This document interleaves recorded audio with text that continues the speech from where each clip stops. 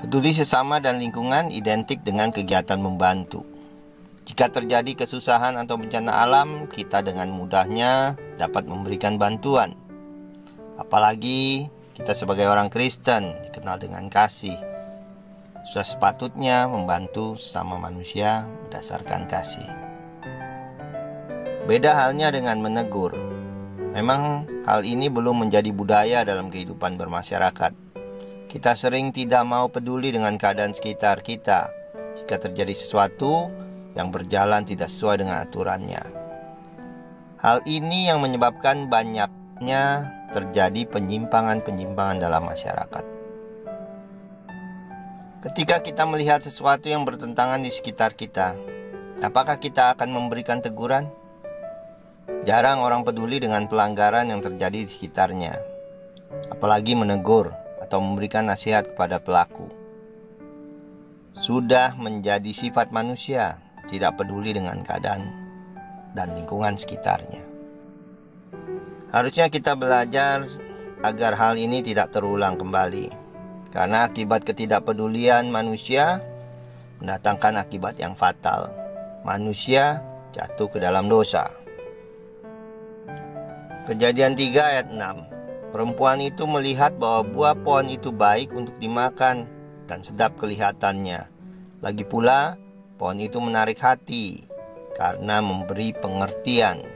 Lalu ia mengambil dari buahnya dan memakannya dan memberikannya juga kepada suaminya yang bersama-sama dengan dia. Dan suaminya pun memakannya. Berada di manakah Adam saat Hawa berdialog dengan si ular? Alkitab menyatakan Adam ada bersama-sama dengan Hawa. Jadi Adam berada di lokasi kejadian. Apakah Adam peduli dengan dialog tersebut? Tidak. Apakah Adam berusaha menegur Hawa? Kembali jawabannya adalah tidak. Adam tidak melakukan apa-apa. Adam tidak peduli dengan keadaan sekitarnya.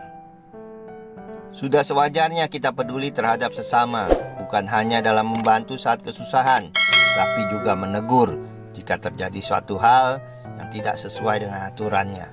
Semua harus kita lakukan berdasarkan kasih, sesuai dengan teladan dari Tuhan kita. Wahyu 3 ayat 19, barang siapa kukasihi, ia kutegur dan kuhajar. Sebab itu relakanlah hatimu dan bertobatlah. Mengasihi sesama bukan saja membantu, tapi juga termasuk di dalamnya menegur. Jika kita mengasihi sesama kita, tegurlah jika ada yang tidak sesuai. Peringati dan koreksi. Jangan dibiarkan begitu saja. Membantu sesama adalah hal yang mudah, tapi menegur adalah hal yang sangat sulit, karena banyak mengandung resiko. Oleh karena itu, marilah kita mulai dari lingkungan yang paling kecil, kemudian berkembang menjadi yang lebih luas, ke arah lingkungan yang lebih besar. Peduli sesama melalui teguran sangatlah sukar. Tidak mudah, karena itu diperlukan keberanian dan ketulusan kasih.